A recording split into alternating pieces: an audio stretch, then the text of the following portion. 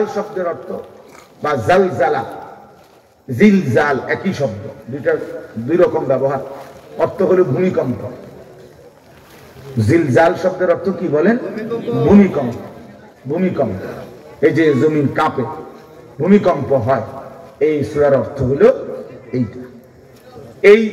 এই ভূমিকম্প বলতে, জিলজাল বলতে আল্লাহ তাআলা কিয়ামতের ভূমিকম্প বুঝাইছে। পৃথিবীতে এমনিতে প্রতিনিয়ত মাঝে মধ্যে বিভিন্ন এলাকা ভেদে, অঞ্চল ভেদে ভূমিকম্প হয়। হ্যাঁ, আধা মিনিট, 30 সেকেন্ড, 40 সেকেন্ড, 50 সেকেন্ড কিংবা তার থেকে সামান্য কম বেশি এরকম সময় ভূমিকম্প হয়। এতেই বহু ক্ষয়ক্ষতি হয়।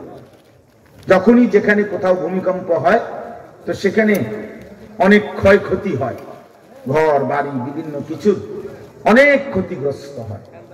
কিন্তু আল্লাহ তাআলা বলেন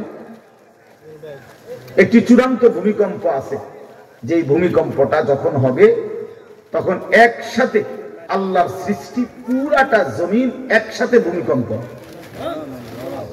এবং সেটা কতক্ষণ থাকবে সেটা আল্লাহই জানে, সেটা আল্লাহই জানে। এরকম ভূমিকম্প হবে, আর সেই ভূমিকম্পটা হলো কিয়ামতের ভূমিকম্প। অর্থাৎ এই পৃথিবী ধ্বংস করার জন্য আল্লাহ তাআলা তার গোটা সৃষ্টি জগৎকে মউত দিবেন। মৃত্যু দুই রকমের, একটা হলো ব্যক্তিগত পৃথক একক মৃত্যু, আর একটা হলো গোটা আলমের মৃত্যু। সবার যখন পৃথক মৃত্যু হয় তো এটারে বলে মউত, আর গোটা পৃথিবীর যখন আল্লাহর সৃষ্টি সবটার যখন একসাথে মৃত্যু হবে সেটারে কয় কিয়ামত। সেটাই কিয়ামত, ওইটাও একটা মৃত্যু। আসমানের মউত হবে, জমিনের মউত হবে, সূর্য চন্দ্র গ্রহ নক্ষত্রের মৃত্যু হবে, অর্থাৎ সবকিছু শেষ হবে। তো এই যে কিয়ামত, এটা আমাদের ঈমানের অংশ, এটা হবেই হবে, এটা হবেই হবে।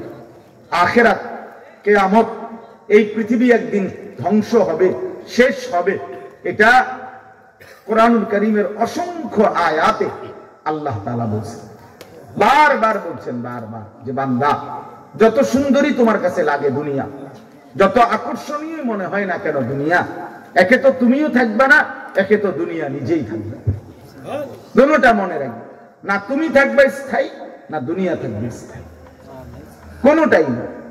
তুমিও মৃত্যুবরণ করবা, একদিন দুনিয়ারও মৃত্যু হয়েছে, দুনিয়ারও মৃত্যু হয়েছে। প্রতিটা মানুষকে মরতে হবে, এটা আমরা সবাই জানি। কুল্লু নাফসিন যায়িকাতুল মাউত, সমস্ত আত্মা, সমস্ত প্রাণ, আল্লাহ তাআলা বলেন মৃত্যুর স্বাদ গ্রহণ করবে, মৃত্যুর স্বাদ গ্রহণ।